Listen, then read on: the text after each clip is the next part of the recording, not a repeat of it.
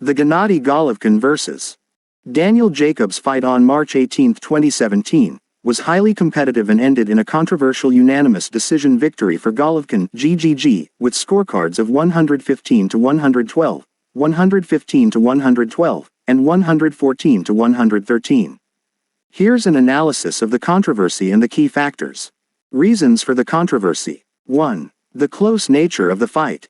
Many rounds were difficult to score, as both fighters had moments of success.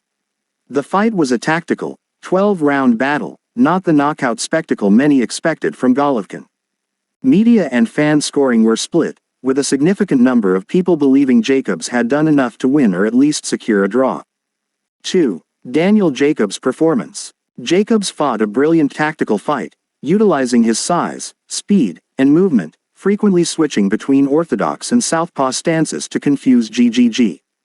He effectively neutralized Golovkin's relentless forward pressure and vaunted power for long stretches, making Golovkin appear tentative at times. The fact that Jacobs took GGG the full 12 rounds for the first time in Golovkin's professional career was a victory in itself for Jacobs. 3. The knockdown versus boxing skill. Golovkin scored a knockdown in the 4th round. Under the 10-point must system, this immediately gives GGG a 10-8 round unless Jacobs scored a knockdown or was otherwise dominant. This single factor proved to be a major difference maker on the final scorecards.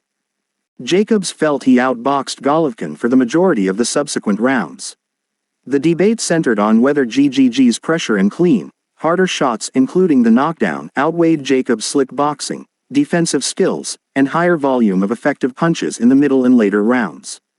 4. Jacobs' decision to skip the IBF weigh-in. Jacobs skipped the required IBF same-day weigh-in, meaning only GG's IBF belt was on the line.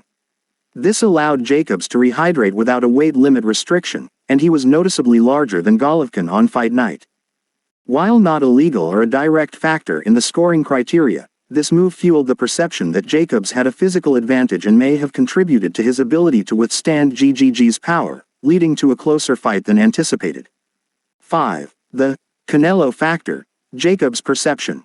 Jacobs publicly suggested that the judge's decision was influenced by the desire for a lucrative mega fight between Golovkin and Canelo Alvarez. This sentiment was echoed by some fans who felt the boxing business wanted GGG to keep his titles. The decisive factor. Ultimately, the 4th-round knockdown was likely the critical difference in the official scoring.